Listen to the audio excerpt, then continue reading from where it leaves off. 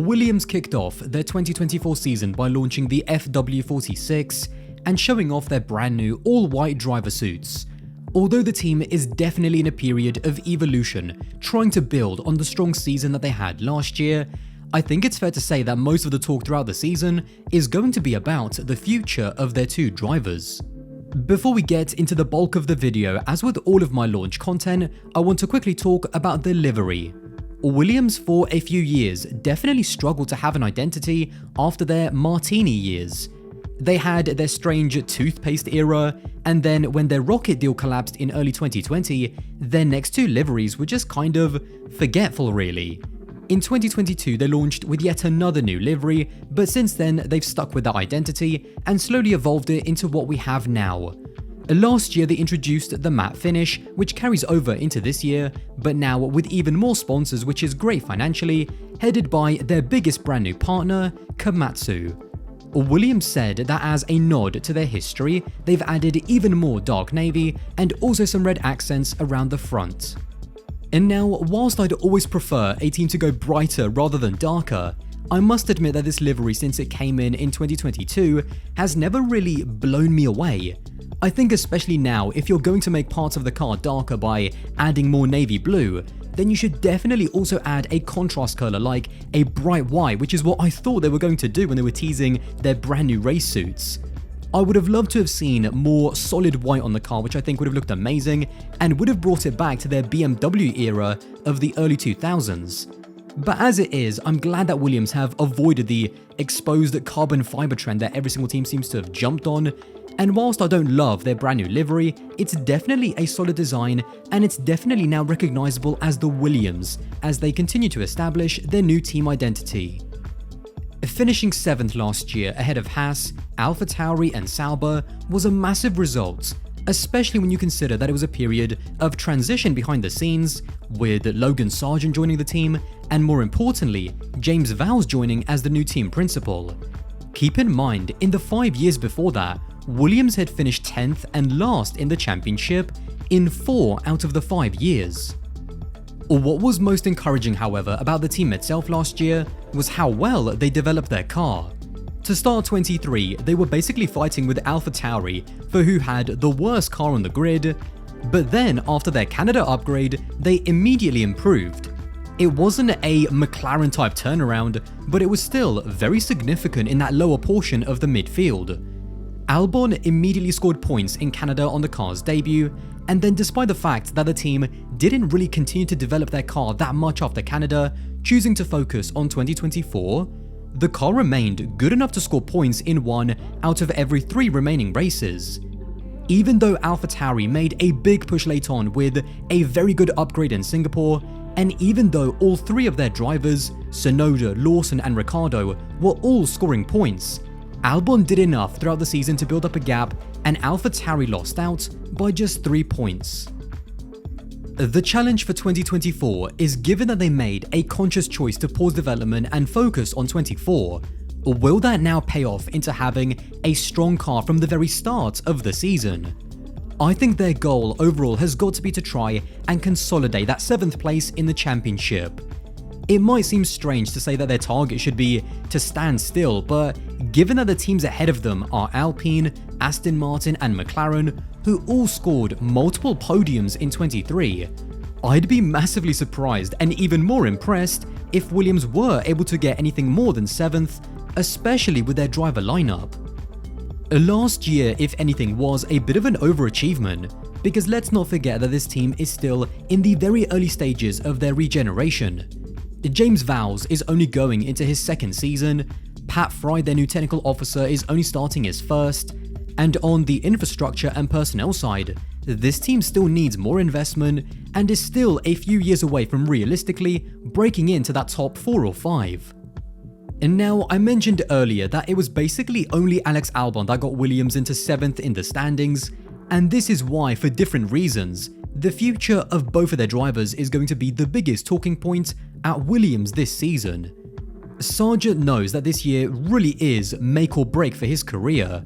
He was arguably a little bit lucky to be kept on by Williams for 24 because there weren't really that many better alternatives, especially with the driver market being so static. During the launch, he described how physically and mentally he is much better prepared now because in his rookie season, the challenges of stepping up to Formula 1 and the bloated calendar didn't really give him a lot of time to physically improve over the course of the season, and that manifested in races like Qatar where he was visibly more affected by the conditions than the more experienced drivers. Last year, Sargeant showed glimpses of pace and did get closer to Alex as the season went on, but he struggled to string together clean weekends and had far too many mistakes and crashes that affected his confidence. The one thing that might play into Sargeant's hands is due to the amount of speculation around Albon's future. If he does end up leaving in 2025, then it might make the team feel more inclined to have some kind of continuity and more inclined to actively want to keep Sargeant. The bottom line is that we've already seen how chaotic the 2025 driver market will be, and we haven't even started testing in 2024. All of those moves at the top are gonna have knock-on effects further down the grid.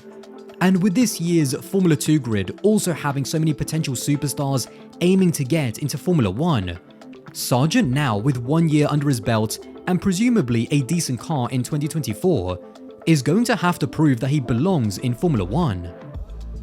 However, the center of attention and the main talking point even at the launch was around Alex Albon and his future at the team. And now, just to recap, Alex Albon had an exceptional 2023 season in my opinion. He was one of only 3 drivers who single-handedly scored enough points all by themselves to get their team into their constructor's position, with the other 2 being Alonso and Verstappen. Even though Alex has only done 4 seasons in Formula 1, very few drivers outside of champions and race winners have had a more turbulent career in such a short space of time. From being on the F1 sidelines in 2021 to re-establishing himself in 2022 to now being one of the most desirable midfield drivers after 2023, it's unsurprising that, despite how much Williams want to keep him, with all of the uncertainty around that second Red Bull seat, and with now an open Mercedes seat for 2025, Albon is very close to the top of both of those teams' wish lists. During the launch, James Vowles pretty emphatically shut down any notion of Alex going anywhere. Alex is signed in Williams until the end of 2025. That's signed. It's not something I've been public about because I don't feel the need to.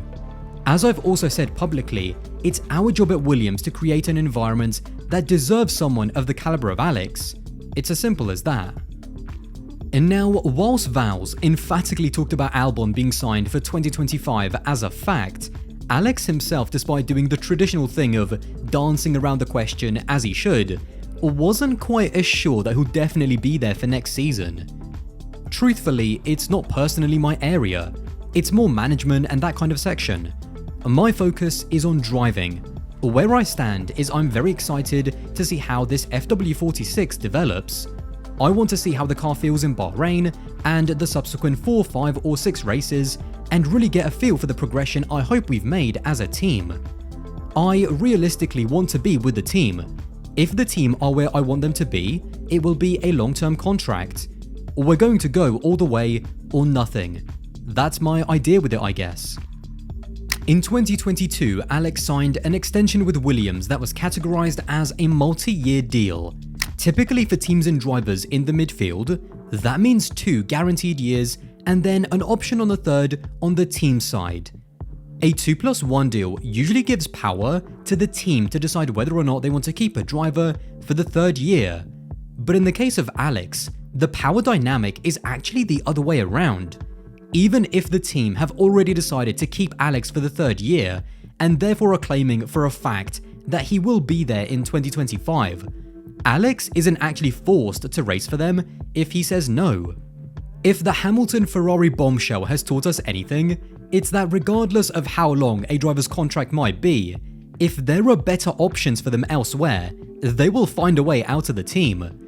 The Red Bull option I think is tricky because whilst it does get him back into a race-winning car, that move almost destroyed his career the first time around. And now, granted, Red Bull and Christian Horner were also one of the biggest reasons for why he was able to find his way back onto the grid for 2022, and so maybe he'll feel a sense of loyalty if offered the chance to come back. Although on Horner himself, given the sexual harassment allegations and the hearing that's happening tomorrow, there is a chance that he might not be there for 2025. Video possibly coming soon about that one. If I was Alex and Mercedes offered me the drive alongside Russell, I'd much prefer that alternative. Yes, they're not as competitive as Red Bull are now, although it's a bit difficult to talk about competitiveness in 2025 before we've even seen the cars do a lap in 2024, but I just don't think the Verstappen-Horner-Marko triangle is the type of environment where a driver like Alex will thrive. At Mercedes, not only would Russell be an easier teammate, but it would also give Alex the chance to still go to a championship level team without the baggage of going back to Red Bull where, let's not forget, he was previously dropped. Alex knows better than anyone else what it's like to be out of Formula 1 and to have that tag of being a top team reject hovering over your head. At Williams, he's had to rebuild his reputation to the point of where he is now. He's not the type of character to take things for granted or allow these rumors to get to his head. Having said that, his stock has never been higher, and with that, it's going to bring both pressure and opportunities. But I really think that with the experience that he's had, he is more than capable of managing all of these things and still focusing on what he needs to do: deliver for Williams in 2024. The speculation around Alex's future will also be a good thing for Williams in a way, because it will keep them on their toes and remind them not to take him for granted. As for where he's going to be in 2025, as always, that is now over to you to decide in the comments. Well, there you have it. If you did enjoy this video and want to support the channel, then don't forget to subscribe. That would be massively appreciated, and I'll see you in the next one.